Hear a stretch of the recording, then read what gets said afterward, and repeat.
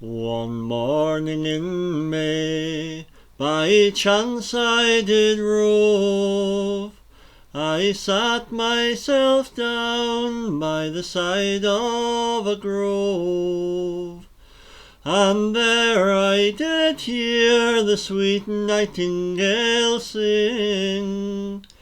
You never heard so sweet, you never heard so sweet, you never heard so sweet as the birds in the spring.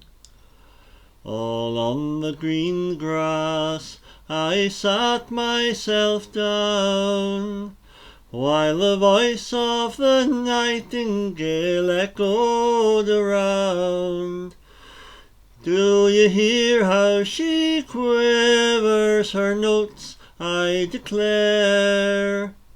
No music, no songster, no music, no songster, no music, no songster with her can compare.